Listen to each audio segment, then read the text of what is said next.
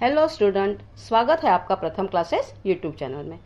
आज हम स्टैंडर्ड 7 का साइंस का lesson number 3 property of natural resources के बारे में बात करेंगे। इसमें क्या रहता है मालूम? इस लेसन में हम क्या पढ़ेंगे? एयर, वाटर और सॉइल का इंट्रोडक्शन। ठीक है, किसे बोलते हैं?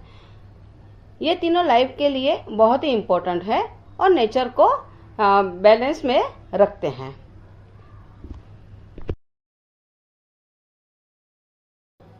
एयर, वाटर और सॉइल लाइफ के सपोर्ट सिस्टम है। एयर के बारे में जानते हैं। The invisible force. एयर है पर वो अपने को दिखती है क्या? नहीं, तो उसको क्या बोलते हैं? Invisible force. उसका मास एंड प्रेशर रहता है और डायनेमिक रेगुलेशन रहता है और साउंड ट्रांसमिशन। एयर से क्या होता है मालूम है क्या? साउंड ट्रांसफर करने में अपने को हेल्प करते हैं। वाटर क्या है? The universal medium. वाटर अपने को बहुत काम आती है, सबके लिए वाटर जरूरी है। डेंसिटी एंड बायोन्सी और ओनोमेलियस बिहेवियर और सोलोवेंसी, यानी वो जिसमें डालो उसमें वो घुल जाता है, वो उसका कलर नहीं रहता है वाटर का। और सॉइल क्या है? The structural fundamental. Soil texture रहता है, उसमें केमिकल कौन सा रहता है? पीएच। और एग्रीकल्चर फर्टिलिटी। एग्रीकल्चर के लिए ये फाउंडेशन है। हाँ, प्लांट ग्रोथ के लिए ये बहुत जरूरी है। ये तीनों मिलकर अर्थ पर लाइफ सपोर्ट सिस्टम क्रिएट करते हैं। एयर किसको बोलते हैं पता है बच्चों? Air is a mixture of the gases. और ये एयर में क्या क्या रहता है? मास और वेट और प्रेशर भी रहता है। तो देखो एग्जांपल से हम समझते हैं कि एयर में वेट रहता है क्या नहीं। क्या करेंगे? एक बलून लेंगे खाली, हाँ, जिसमें हवा नहीं भरेंगे, और दूसरा हवा भर के बलून ऐसे टांग देंगे और दोनों को एक साथ लकड़ी में रखेंगे, तो जिसमें हवा भरी हुई वो साइड नीचे हो जाएगी। इसका मतलब क्या है कि एयर में क्या रहता है? वेट रहता है। और दूसरा इंजेक्शन की सिरिंज लेंगे, हाँ, तो उसको क्या करेंगे? Pulling a close syringe lower intention pressure, the higher outside atmosphere pressure pushes the patient back it. जैसे हम सिरिंज लेते हैं और उसके आगे के साइड को हम अंगूठे से बंद कर देते हैं और पीछे खींचते हैं, तो उसमें ज्यादा प्रेशर लगता है। होल के पास हम लोग क्या रखेंगे? अंगूठा रखेंगे। तो इससे क्या मालूम पड़ता है? एयर इनविजिबल है, एयर दिखता नहीं है, लेकिन उसको प्रेशर है और जगह वर्क करता है। उसका प्रेशर हर जगह वर्क करता है। अब हम Bernoulli's principle of action in action का समझेंगे, एक्सप्लेन करेंगे। ठीक है, उसका रूल क्या है मालूम है क्या? जहां एयर की स्पीड ज्यादा होती है वहां प्रेशर कम होता है। ये है rule.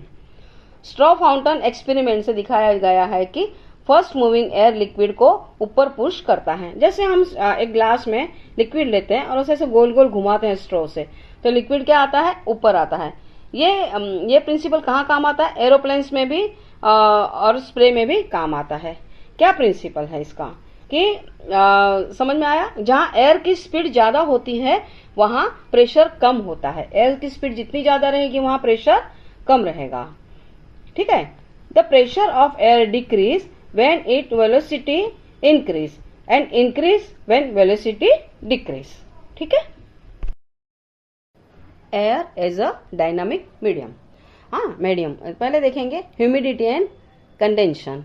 Air cool near the ice losing its capacity to hold moisture, vapour condense into water drops. ठीक है। एयर कूलर के बाजू में रखेंगे आइस, तो उसका वाटर वेपर क्या बाहर, ग्लास के बाहर दिखने लगता है। दूसरा है टेम्परेचर रेगुलेशन।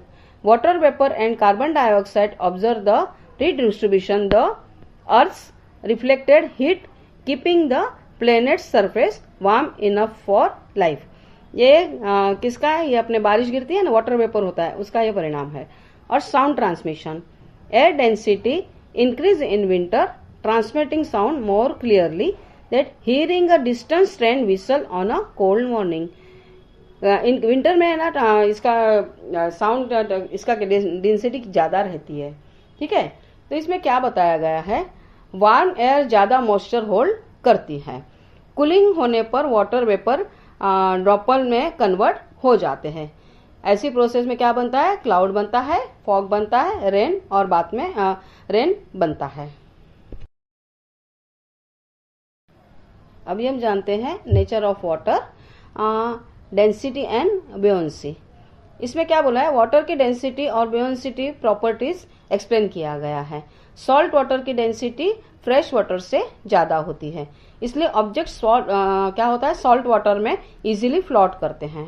बुयोंसी शिप्स और सबमरीन्स के वर्किंग की बेसिक कॉन्सेप्ट है। क्या बताया गया कि एक समझो ग्लास में हम फ्रेश वाटर लेते हैं और एक सॉल्टी वाटर लेते हैं, तो उसके अंदर क्या हो जाएगा, सॉल्टी वाटर में क्या होता है, जैसे ये इसमें पोटैटो डाला हो तो नीचे रहेगा, पर सॉल्टी वाटर में वो ऊपर फ्लोट करेगा। इसी बेस पे तो जैसे शिप चलती हैं, कहाँ चलती हैं, समुद्र में, उसके वाटर में क्या रहता है, खारा पानी रहता है, हाँ सॉल्टी वाटर रहता है, इसलिए वो वहां पे फ्लोट करते हैं। उसका क्या है मालूम है आपका formula, D = M divided by V। Density हाँ किसमें गिनी जाती, G या Cc, और मास यानी G, और वॉल्यूम यानी Cc, M/V, यह है इसका formula. Anomalous behaviour of water.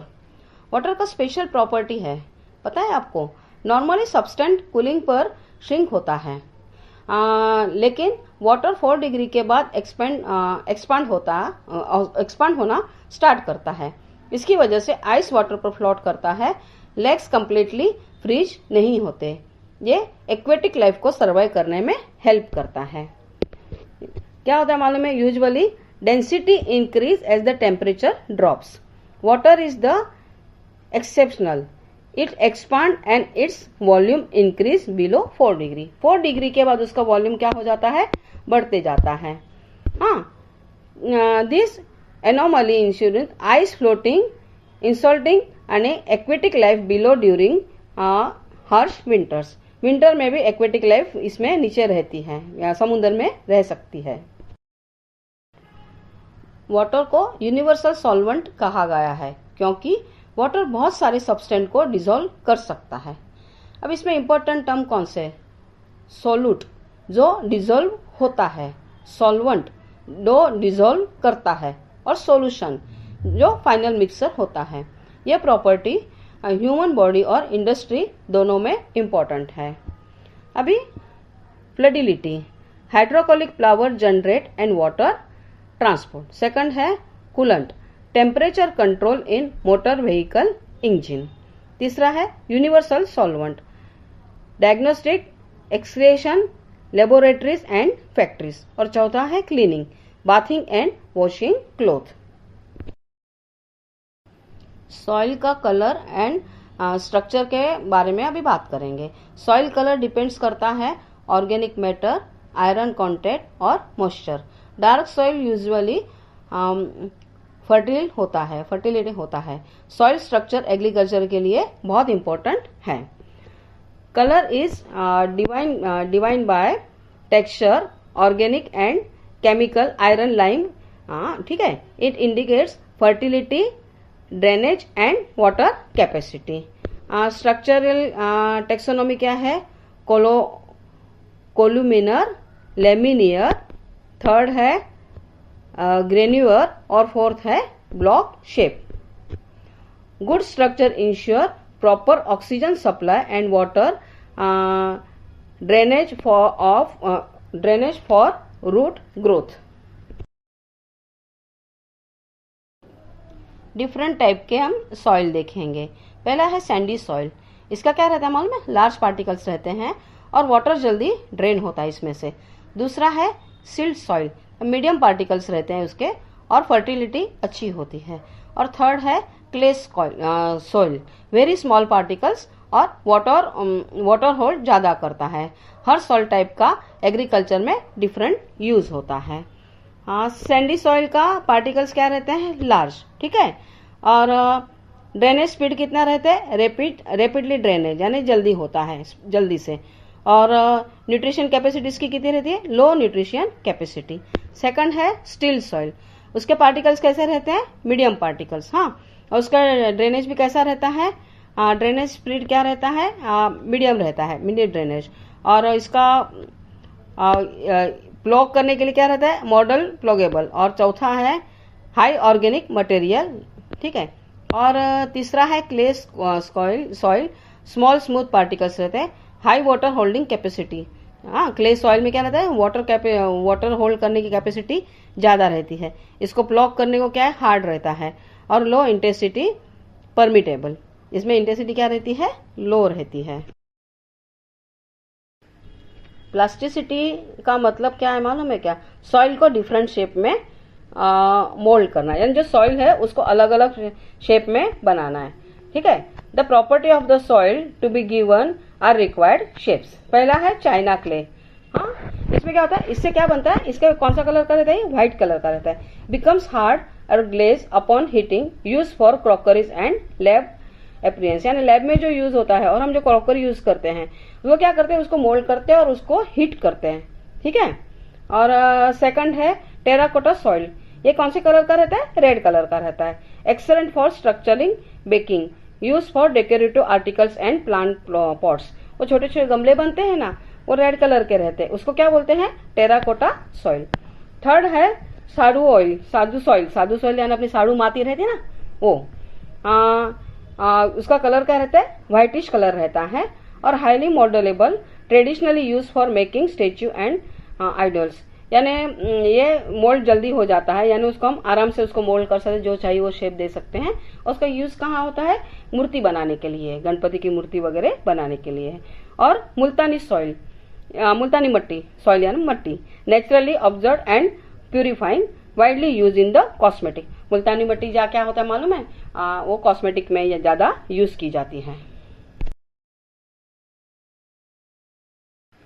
Soil chemistry और पीएच एक्सप्लेन करेंगे हम। हाँ, पीएच लेस देन 7 यानी acidic, pH 7 is equal to neutral, और पीएच मोर देन 7 यानी बेसिक।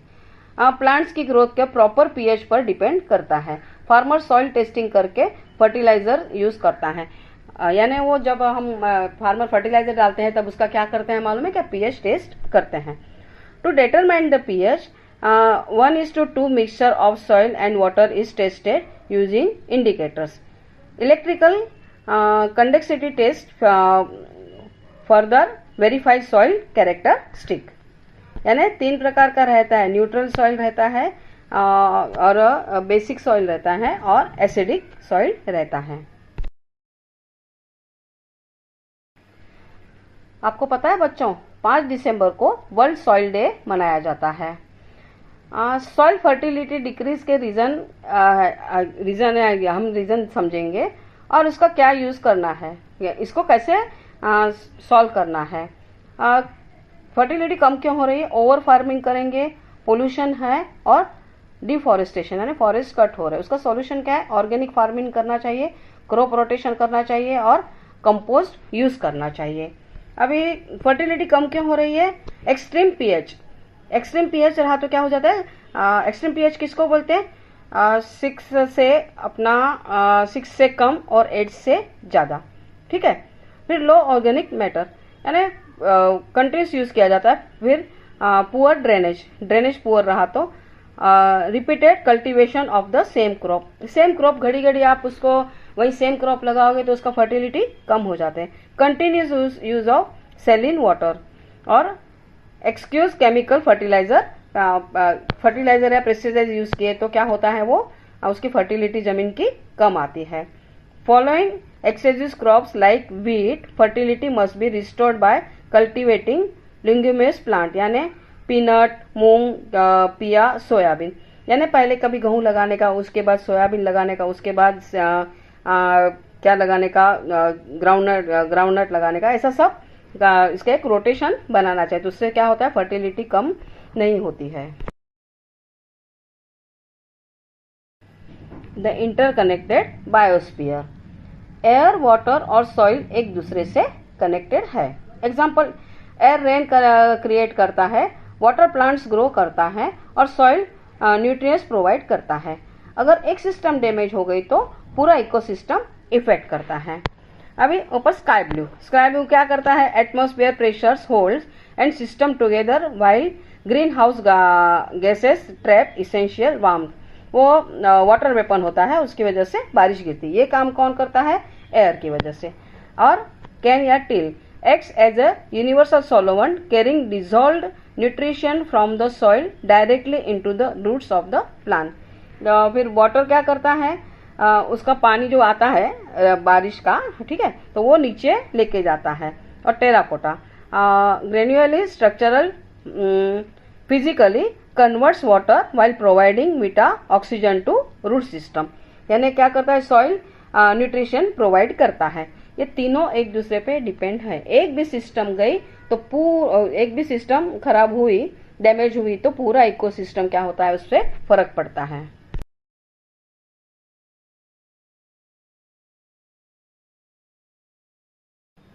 तो बच्चों आज हमने इस लेसन में क्या पढ़ा, ठीक है।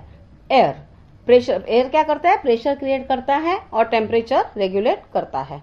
वाटर क्या करता है, डेंसिटी और सॉल्वेंट प्रॉपर्टीज रखता है। और सॉइल क्या करता है, प्लांट ग्रोथ और एग्रीकल्चर सपोर्ट करता है। एयर, वाटर और सॉइल अर्थ पर लाइफ सस्टेन करने के लिए इसेंशियल एलिमेंट है। समझ में आया बच्चों? तो जो आपको ये वीडियो पसंद आया हो तो प्रथम क्लासेस यूट्यूब चैनल को लाइक करो, सब्सक्राइब करो